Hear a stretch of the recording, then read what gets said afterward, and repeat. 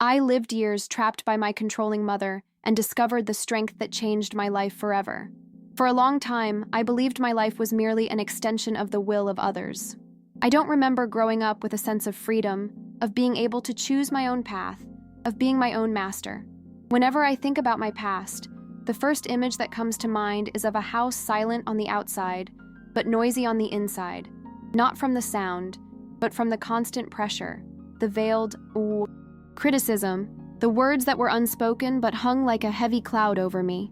I grew accustomed to walking on tiptoe, measuring every word, calculating every move, because any slip-up could trigger a storm.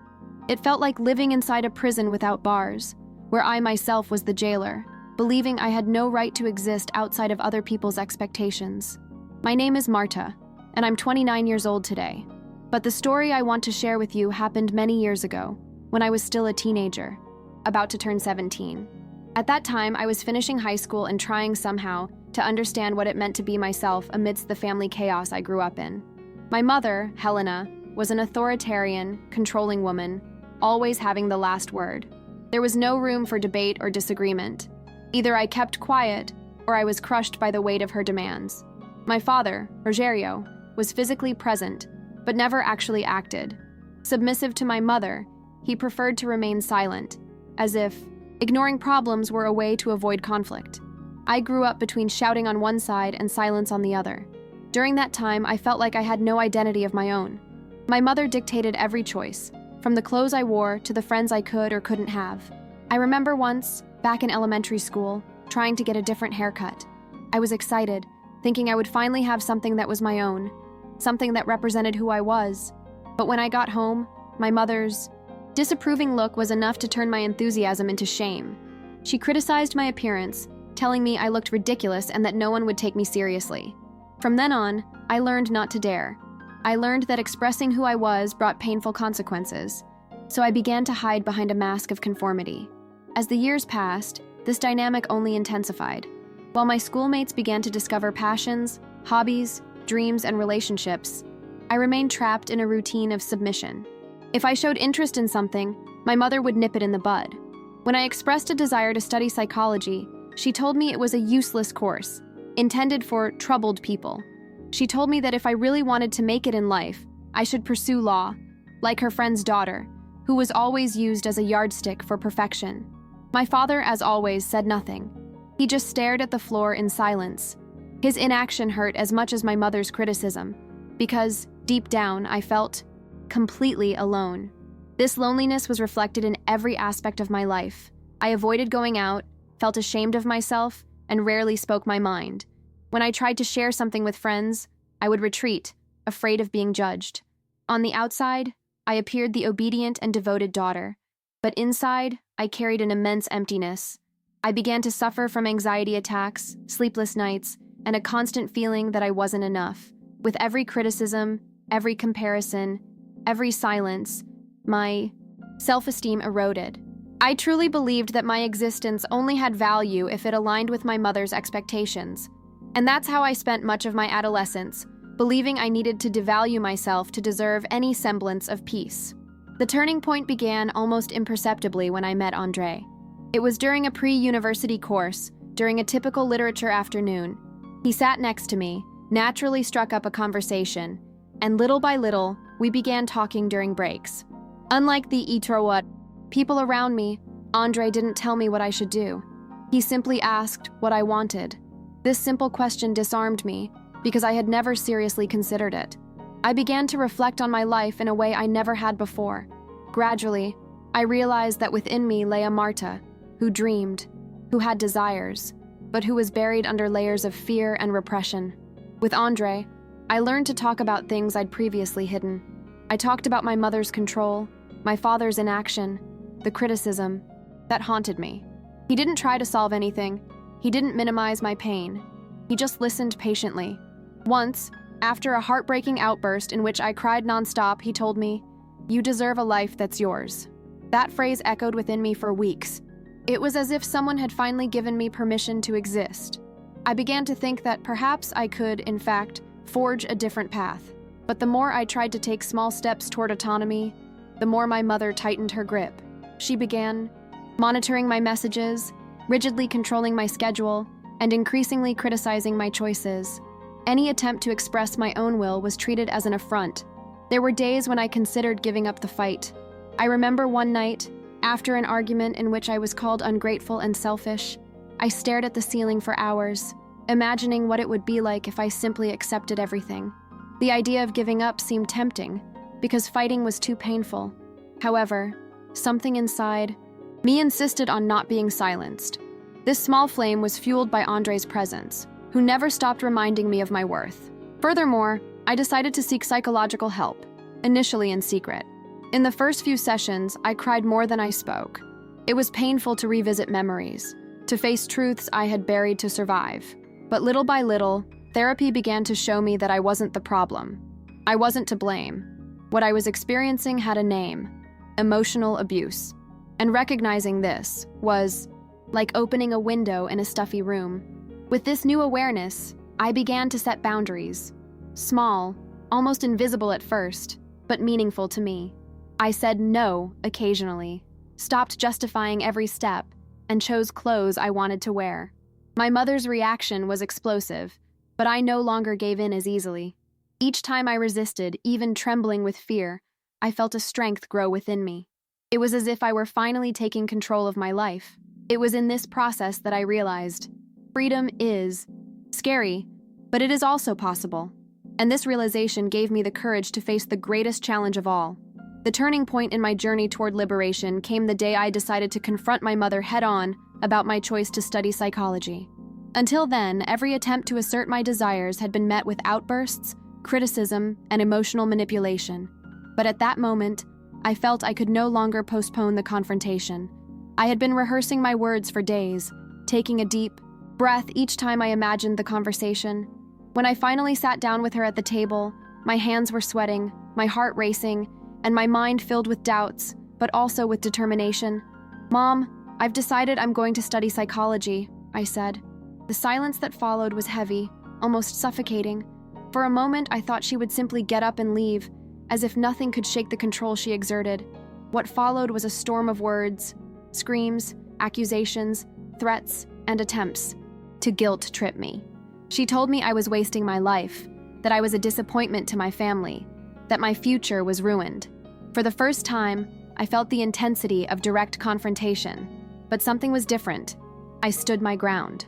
Instead of backing down, I took a deep breath and maintained the posture I'd been practicing for the past few months.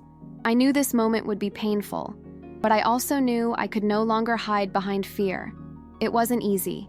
I cried, I trembled, and I questioned my own courage. But there was something greater at stake: my life, my right to fully exist. The consequences of this decision came quickly. My mother cut off some of her financial support, my routines were more closely monitored, and my father once again remained silent without intervening. But this time, I was no longer alone. I had to work, manage my studies, and continue intense therapy. Each challenge was exhausting, but also liberating. The simple fact of being able to make decisions, even with all the difficulties, made me feel alive. The feeling of autonomy, of taking responsibility for my own life, began to fill the void left by years of submission. Each effort became concrete proof that I could be the master of my own story. The impact of this change was reflected in every aspect of my life. With each small achievement, my self-esteem was rebuilt, my friendship strengthened, and my relationship with my mother, though still strained, began to be redefined. I learned to negotiate boundaries and assert my choices firmly, even when criticized.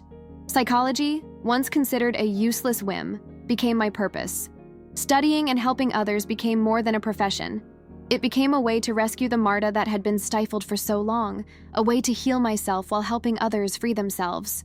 The process of emotional reconstruction was gradual but profound. Each therapy session, each conversation with Andre, each step toward financial and emotional independence strengthened me in ways I never imagined possible. The young woman who believed she needed to earn love and acceptance began to realize that respect and freedom are not gifts, but achievements. I discovered that overcoming grief isn't about erasing pain or forgetting the past, but rather about learning to live despite it. And along this path, the feeling of freedom began to become tangible. Not just a distant dream, but something I was building, brick by brick, with courage and persistence. In my first semesters of college, I felt freedom for the first time. Every class, every seminar, every debate was a reminder that I was finally on the path I chose, not one imposed upon me. The feeling of autonomy was overwhelming and at the same time delicate, as I still had to balance studies, work, and the emotional pressure I'd carried since adolescence. I remember one specific day when I presented my first paper in public. My hands were shaking, my heart was racing, but I managed to speak clearly. It was a seemingly simple moment, but for me, it represented a monumental victory. I was expressing myself without fear of being diminished, without the need for others' approval. Each step seemed small, but together they formed a staircase that took me ever further away from the chains of the past. Still, the ghost didn't disappear overnight. There were days when insecurity haunted me, whispering that I wasn't capable, that my mother was right, that I would never achieve my goals. Other times, memories of humiliation and criticism would surface unexpectedly, leaving my heart heavy and my mind confused. However, with therapy and Andre's support, I learned to confront these inner voices. Instead of letting fear dominate me, I began to talk to myself saying, I am not who they said I am who I choose to be. Each time I managed to transform anxiety into action, I felt a little more lightness and freedom. At 23, independence became concrete. I managed to save money, find an apartment, and finally move out of my parents' house. I remember the day I closed the door to my new home, taking a deep breath and feeling a mixture of relief, fear, and euphoria. For the first time, that space was completely mine, a place where my choices didn't need to be justified, where I could make mistakes without guilt, where I could finally be myself. The weight of years of emotional manipulation remained outside that door, and every step into the apartment seemed to reaffirm my decision to be the master of my own life. Over time, my mother began to realize that the control she once exerted over me was no longer effective. The criticism became less frequent. The attempts at manipulation diminished.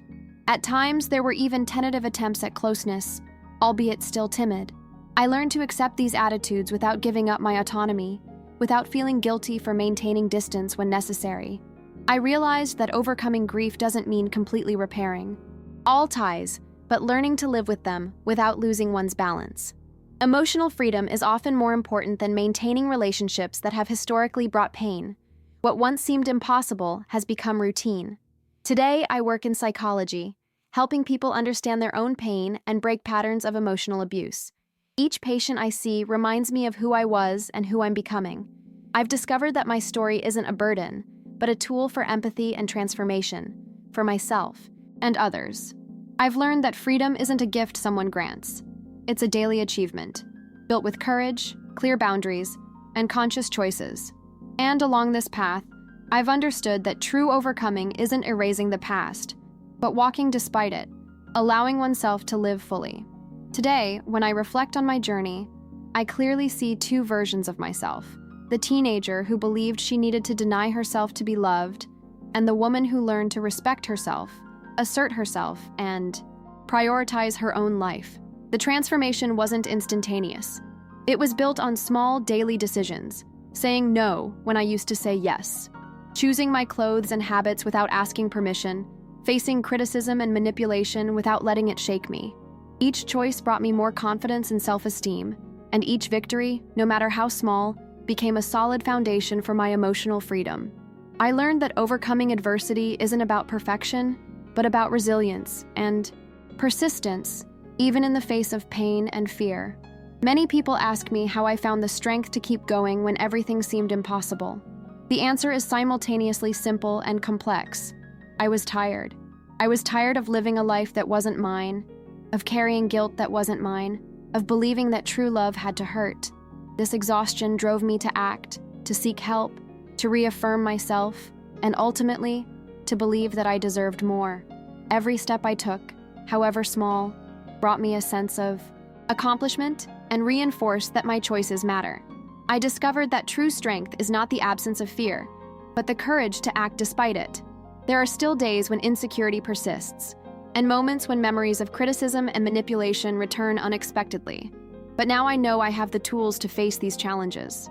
Therapy, self-awareness, support from people who value me, and above all, the awareness that my life is my responsibility.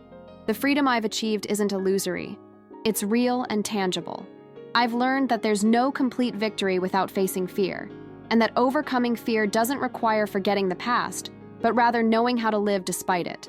I share this story because I know many people live trapped in toxic family dynamics, believing there's no way out. I've been there, and I know how suffocating and painful it is, but it's possible to turn things around. It requires courage, patience, and support, but each small step is a concrete victory.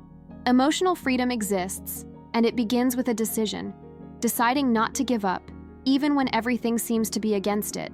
Every choice you make toward your autonomy will be proof that you can break free, build your own story, and live according to what truly matters to you. Today, I live with ease, not because my past has been erased, but because I've learned to prioritize myself, recognize my worth, and respect my limits. I've learned that I deserve to occupy space, be heard, and, above all, be happy in my own way. My journey isn't perfect, but it's real and meaningful. It's made of resilience, learning, small triumphs, and emotional rebirth. And if my story reaches you in a difficult time, may it serve as a reminder that it is possible to free yourself, rebuild yourself, and find your own happiness. Every step you take toward your freedom is indeed a victory.